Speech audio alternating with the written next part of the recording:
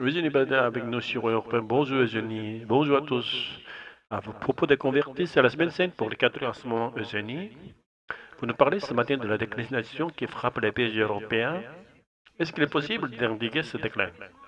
Selon un sondage récent, 23% des Français de moins de 35 ans pratiquent de près ou de loin le ramadan. Combien de jeunes pratiquent le carême?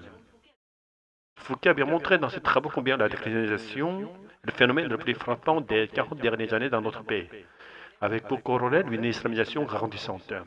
Au point que beaucoup de Français ne savent plus définir le carême autrement que comme le ramadan des chrétiens. Pourtant, ce constat est à nuance. Les choses pourraient changer. Dans la jeune génération catholique, le carême, figurez-vous, a le vent en poupe. On a vu pendant ce carême des jeunes filles poster leurs efforts de carême sur TikTok. Des garçons suivent des jeunes érudisants impliquant une douche froide quotidienne, par exemple. On a vu les baisses descendre en poli à Harbour. Avec le succès, interroge est-ce la concurrence avec l'islam, le besoin d'asseoir sa spiritualité dans une pratique journalière, la nécessité de code d'identité, la mode du jeune au développement personnel, et son retour tout simplement du christianisme. Est-ce que ce phénomène est isolé selon vous, Eugénie? Écoutez, il y a un autre indice qui nous l'indique. En France, cette année, il y aura 10 000 baptêmes, soit 10 fois plus qu'il y a 12 ans. Alors bien sûr, une colombe ne fait pas un printemps. Mais ce phénomène n'a rien d'anecdotique.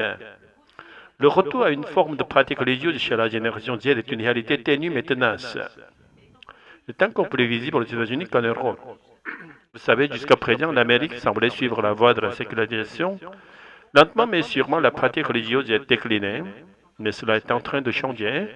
Selon une étude sortie le mois dernier, après des décennies de déclin, la population chrétienne aux États-Unis est redevenue stable depuis quelques années. Le taux d'américanisme déclarant chrétien était tombé de 80% dans les années 2000 à 60% en 2022. Il est remonté en 2024 à 74%. Comment on explique ça? Écoutez, les voies du Seigneur sont impénétrables.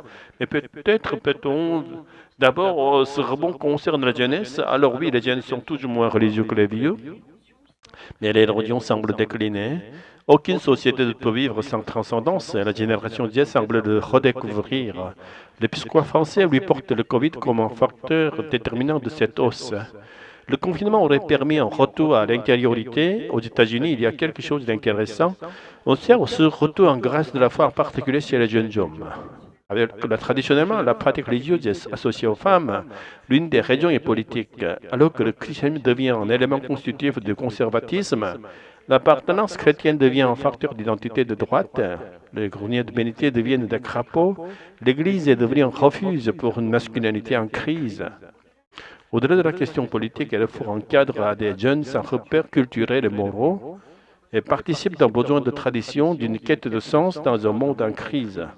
En dépit des scandales sexuels, du catobassing médiatique permanent, la foi attire. Et là, si la décolonisation de l'Occident n'était pas un phénomène irréversible. Après tout, au XXIe siècle, nous avons déjà assisté au retour de l'histoire, au retour du tragique, au retour de la guerre. Peut-être qu'on assistera aussi au retour du christianisme. Signature européenne de Jenny Bastier. Merci beaucoup.